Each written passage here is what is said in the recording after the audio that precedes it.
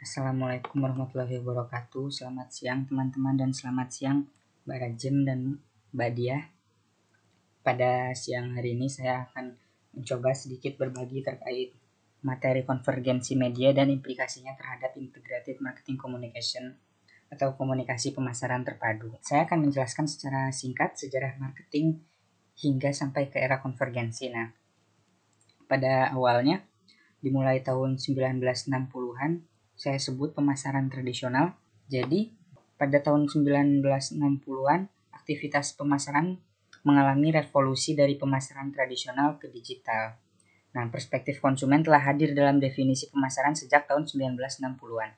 Kala itu banyak pemasar yang masih berpaku pada model 4PS, yaitu Product, Place, Promotion, and Price.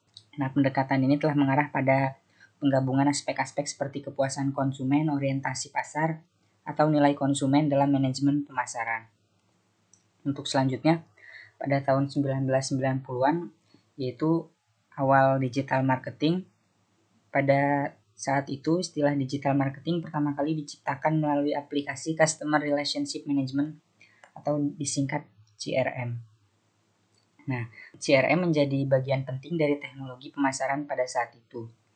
Persaingan yang ketat memaksa pemasar untuk memasukkan lebih banyak layanan ke dalam perangkat lunak mereka, misalnya pemasaran, penjualan, dan aplikasi layanan. Kemudian selanjutnya pada tahun 2000-an, dengan semakin banyak pengguna internet yang tumbuh pada saat itu, pelanggan mulai mencari produk dan membuat keputusan tentang kebutuhan mereka secara online terlebih dahulu. Seperti membanding-bandingkan antara jualan dari toko satu dan toko lainnya. Pada saat itu perkembangan pemasaran digital dari tahun 1990 sampai tahun 2000-an telah mengubah cara suatu brand dan bisnis menggunakan teknologi untuk pemasaran. Sejak tahun 2000 tersebut, teknologi informasi telah memasuki pasar utama dan dikembangkan lebih jauh menjadi apa yang disebut sebagai New Wave Technology, yang memungkinkan konektivitas dan interaktivitas antara individu dan kelompok. Sejak tahun 2000-an hingga tahun 2010, di era tersebut pemasaran digital menjadi lebih canggih. Nah, ketika menjamurnya perangkat yang mampu mengakses media digital menyebabkan pertumbuhan semakin signifikan. Terlebih lagi, sejak tahun 2000-an muncul perkembangan media sosial seperti Facebook, YouTube, dan Twitter, juga Instagram yang kita ketahui sekarang sangat menjadi incaran para online shopping begitu. Nah, jadi era internet tersebut menyuguhkan aneka kanal-kanal baru untuk mendukung aktivitas pemasaran. Kanal-kanal konvensional menjadi kurang relevan mengingat pelanggan di era ini banyak membanjiri kanal-kanal baru tersebut. Oleh karena itu, konvergensi menjadi pilihan terkini agar pemasaran bisa menyentuh konsumen secara menyeluruh. Kemudian strategi kontemporer marketing.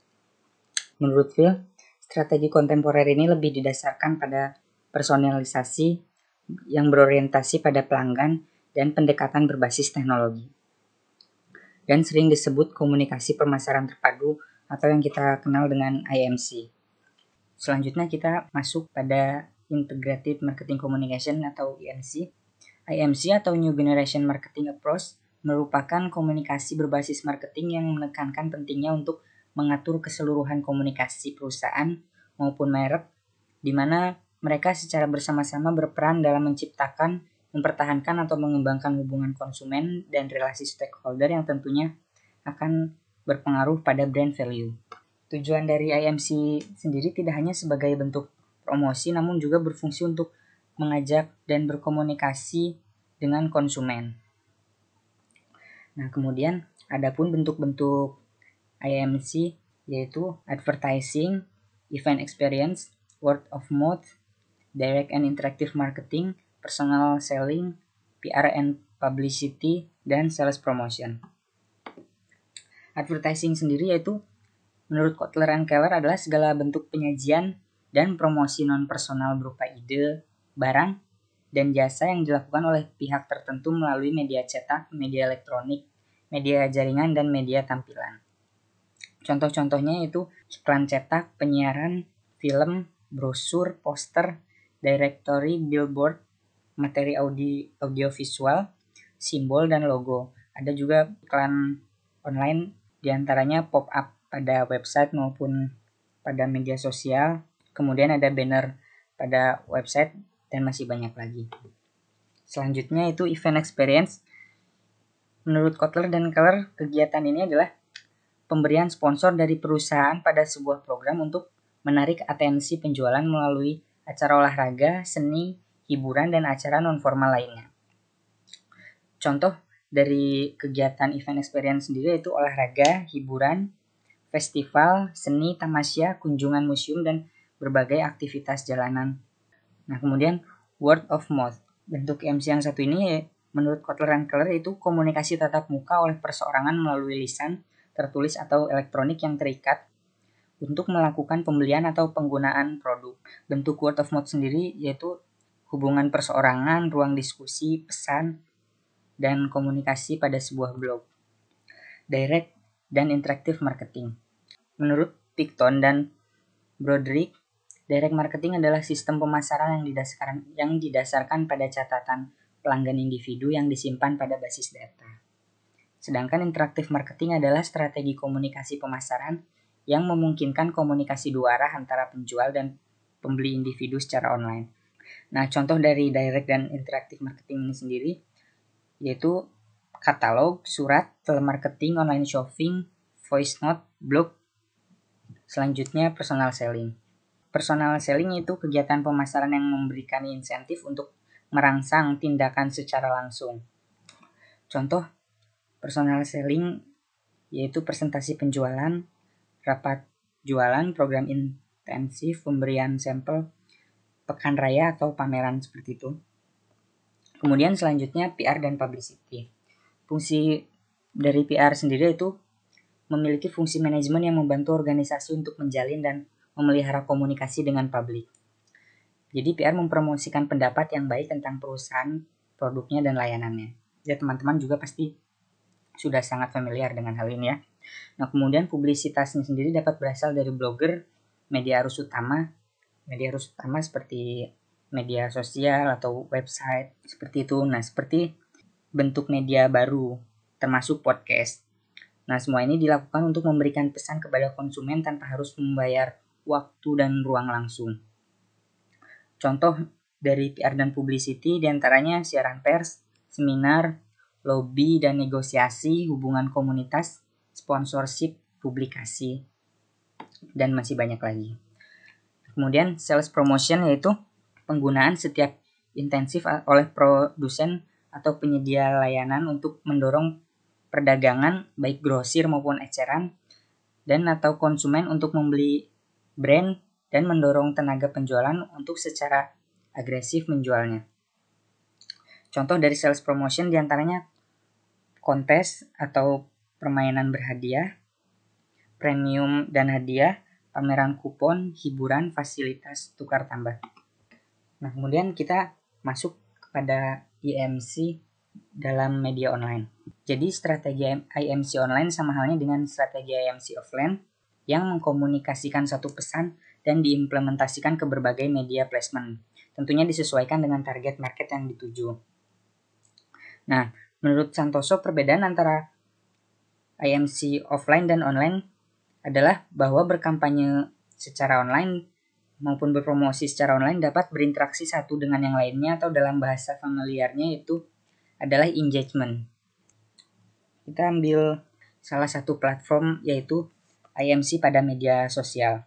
Hal ini diikuti oleh perkembangan teknologi dan data APJ menunjukkan penetrasi internet di Indonesia sendiri pada tahun 2018 mencapai 64,8% yang dimana pertumbuhan setiap tahunnya terbilang cukup signifikan.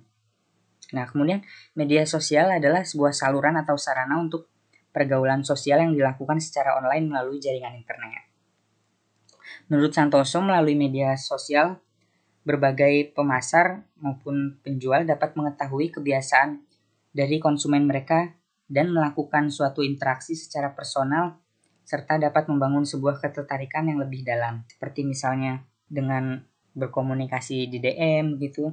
Nah, jadi media sosial memiliki beberapa peran dan fungsi bagi masyarakat secara umum seperti sebagai alat atau media promosi.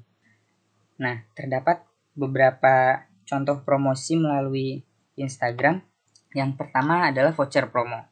Jadi dengan membeli barang dengan harga murah biasanya bisa diperoleh dengan suatu voucher. Nah, strategi yang sering dipakai online shop yaitu memberikan voucher secara cuma-cuma kepada para pembeli setianya.